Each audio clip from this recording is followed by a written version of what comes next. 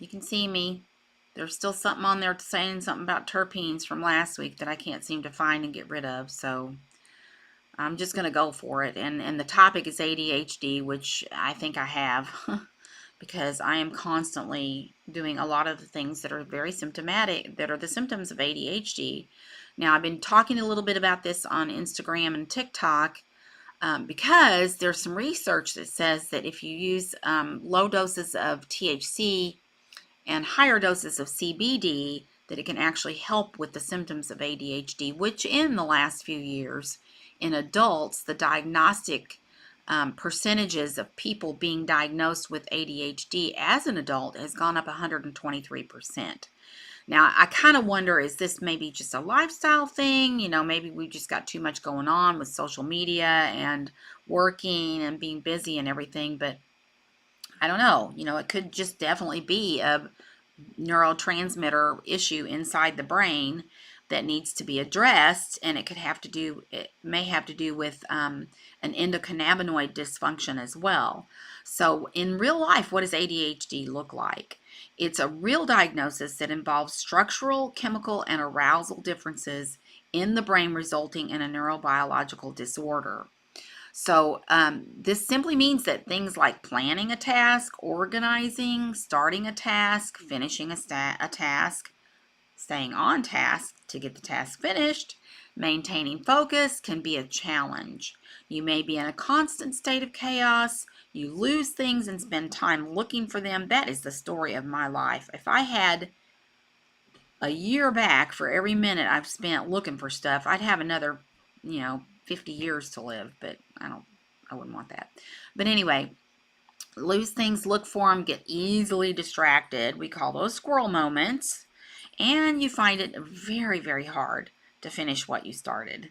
So you also may have intense feelings of anger and sadness, and just kind of wanting to withdraw because things are so chaotic. You can't get anything done. These symptoms also worsen as we get into menopause because there's a hormonal influence going on. So as estrogen declines, so does dopamine, and then that results in those mood swings that we feel in menopause. And for people with underlying ADHD already, it can become way worse. There are some other things that we could do, lifestyle changes that we could make that would decrease the symptoms of ADHD. And one of those is the biggest culprit, and it actually affects everything that we do, and that would be sugar. So the more sugar we eat, the more havoc we wreak in our bodies. We get inflammation of the brain, we get inflammation in our joints and muscles. Also, it can cause inflammation in your cardiovascular system. But sugar in the setting of ADHD, especially in kids, if your kids, you give them sugar and they're like wound up and running all over the place. Well, a kid with ADHD on too much sugar is going to have these energy outbursts that are just difficult to control. It can be the same thing in an adult. What happens is when you eat sugar, your glucose will spike and then it will crash. And so you have these high energy moments followed by fatigue and I'm on the couch because I can't do anything. So there's that with sugar in relation to adult ADHD. Other things that can contribute as far as lifestyle changes go, or lifestyle things we may be doing to ourselves, is too much caffeine. If you drink those energy drinks, or you drink too much coffee or soda all day long, it's going to result in those spikes of high energy followed by low energy, and you need more caffeine to pick yourself back up again. So in the setting of ADHD, it can be not finishing a task, you're getting unorganized, you're going to get distracted easily, that sort of thing. Another thing is food additives, and we've known for years that food additives can cause all kinds of problems in our bodies, from just illnesses, like you get sick all the time, you get colds and flus and stuff like that constantly, or all the way to the other end of the spectrum, which would be cancer. So avoiding food additives would be really, really good. Try to eat natural, clean, pure foods as much as possible and drink lots of water. You want to flush those cells out. So how can CBD and THC help with the ADHD problem?